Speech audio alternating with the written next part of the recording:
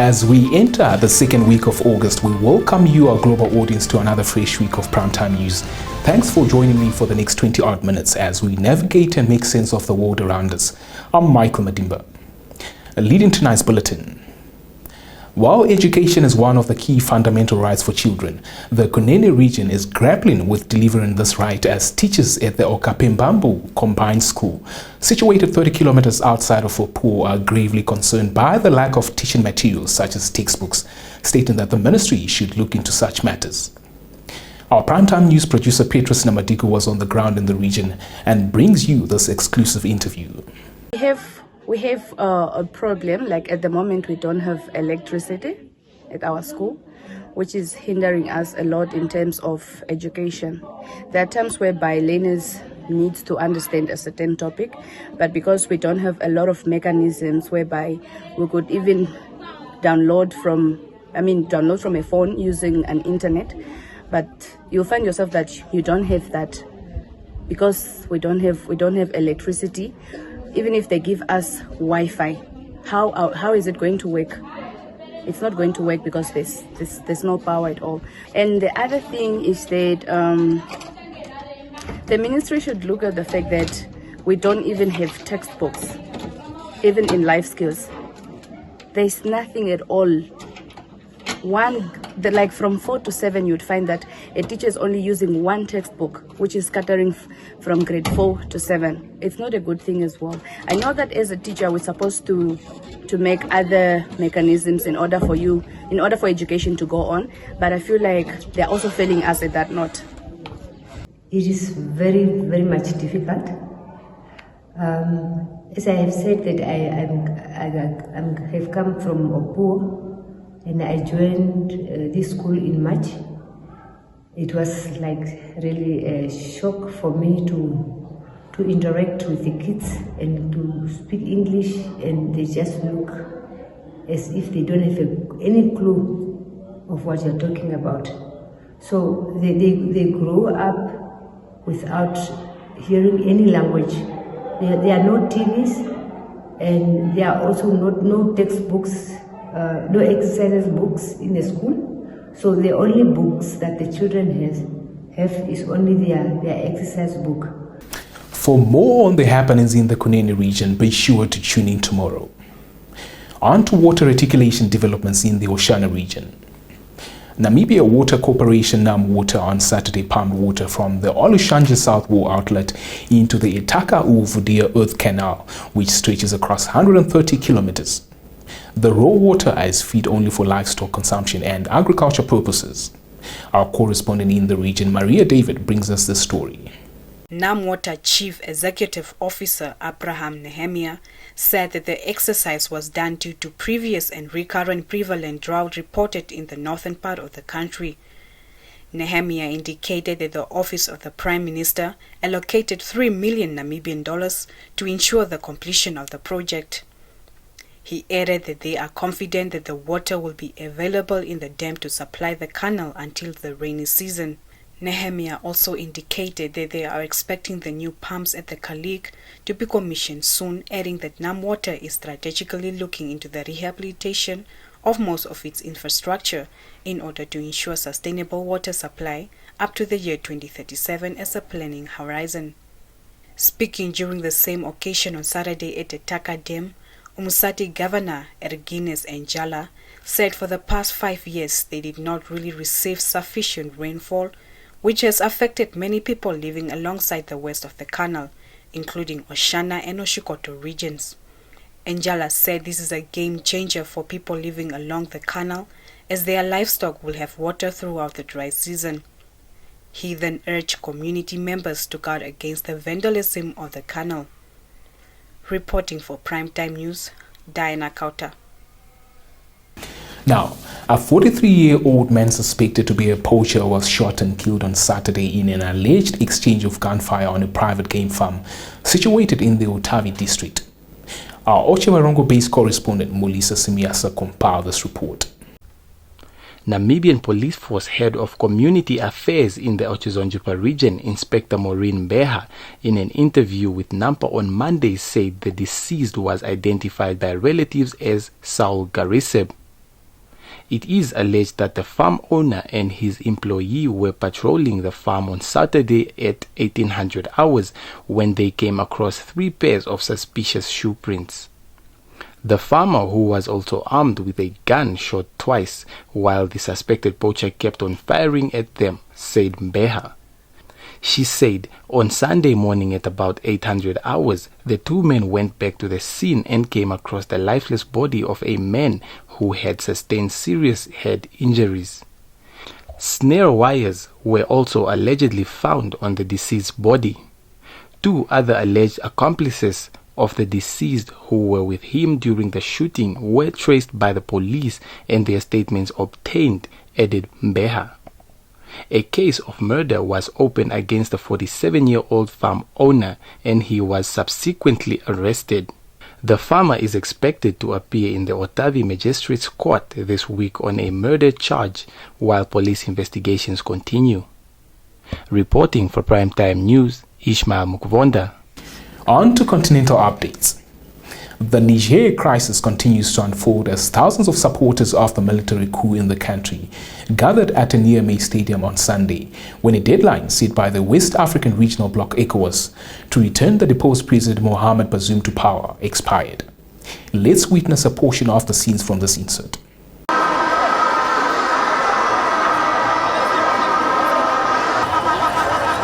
A delegation of members of the now ruling National Council for the Safeguard of the Homeland, CNSP, arrived at the 30,000-seat stadium to cheers from supporters, many of whom carried in Russian flags and portraits of CNSP leaders. The demonstration coincides with the ultimatum set by the Economic Community of Western African States on July 30 for the coup leaders to reinstate Bazoum. But so far, the generals who seized power in Niamey on July 26 have shown no sign of willingness to give way. He, General Abdurrahmane Chiani, has asked us to tell you that your commitment and determination will not be betrayed. Today's gathering is testimony to your commitment and determination to change Niger. Economic Community of Western African States military chiefs had agreed to a plan Friday for a possible military intervention to respond to the crisis, with the armies of countries including Senegal and Ivory Coast saying they were ready to participate. The coup has been widely condemned by Western and African nations, though Niger's military received support from their counterparts in Mali and Burkina Faso, both countries which saw military coups take power in the past 3 years. Reporting for Primetime News, Diana Kauta. Stay tuned for the business segment.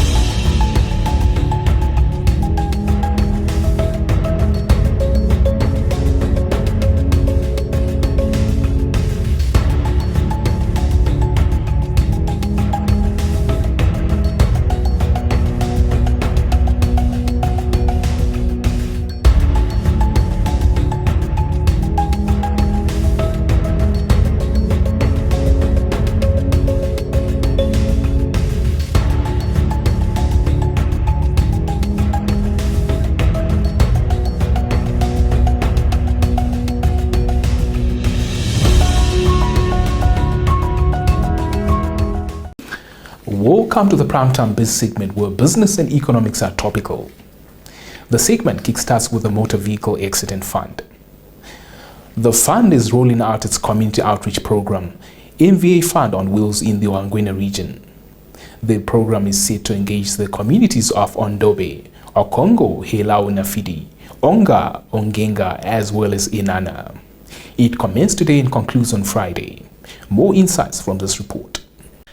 According to a statement issued by the funds manager of the Corporate Communication and Stakeholder Engagement, Hilaria Gregg, on Sunday, the week-long program aims to bring fund services closer to the people while also creating awareness on the benefits, products, and services. Craig indicated that the MVA found noted with concern that Ohangwena region ranks third in the number of road crash-related fatalities, while a high number of incomplete claims also arise from the region, lacking the required documentation or simply being incorrectly filled out.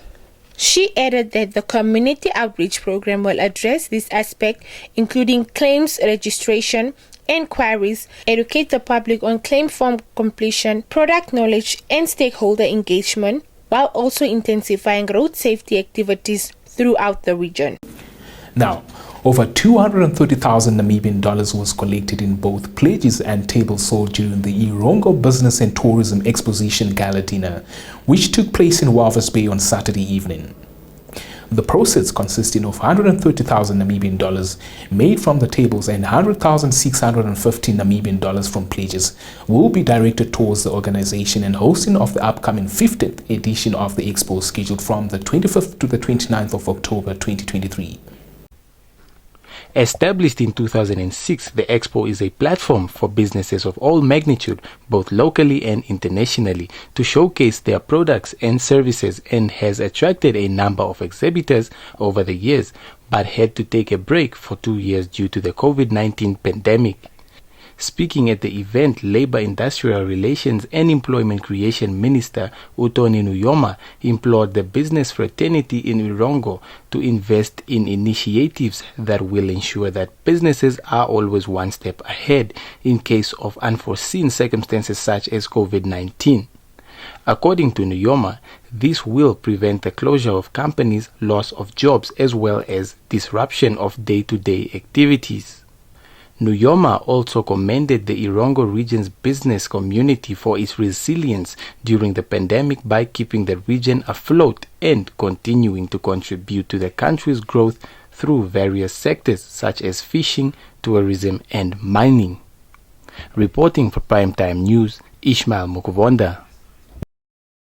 That concludes our top news segment for tonight. Let's now turn our attention to the weather oracle for tomorrow's weather outlook.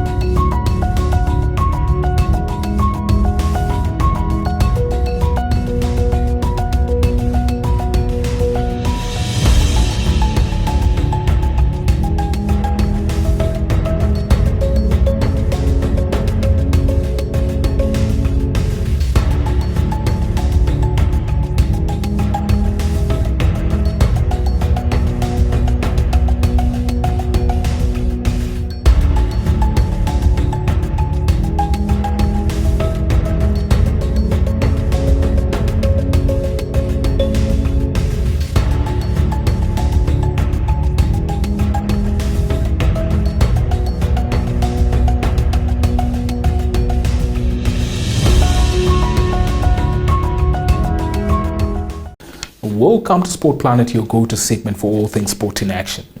Football dominates the segment.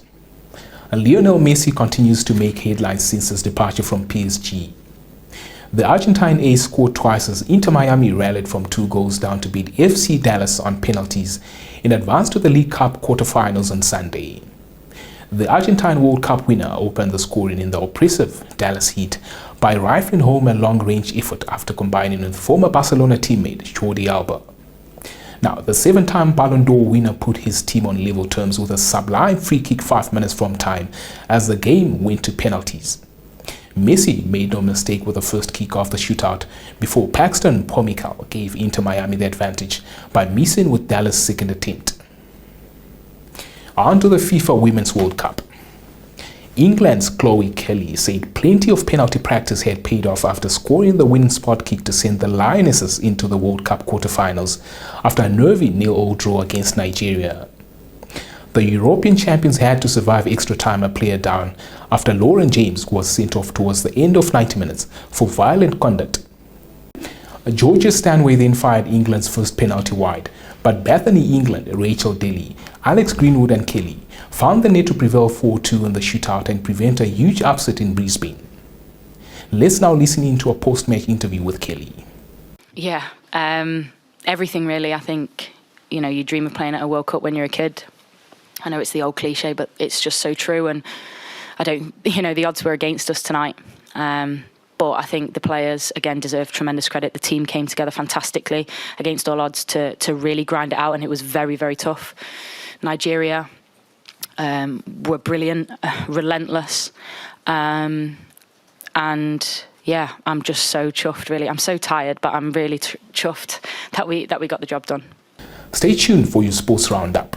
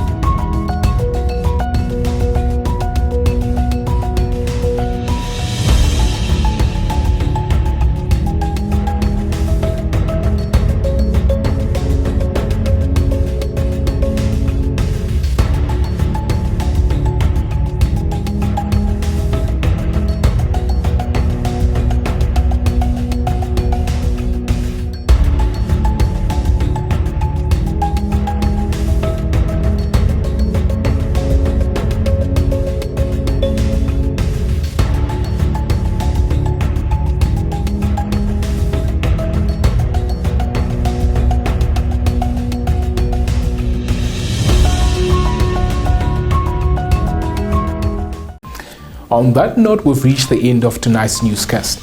Many thanks for joining us. Don't forget to subscribe to Number TV as well as liking and sharing the channel. Make sure to tune in again tomorrow as we'll bring you all the latest updates from around the globe. From myself, Michael Madimba, and my entire industry's crew behind the scenes, it's good night.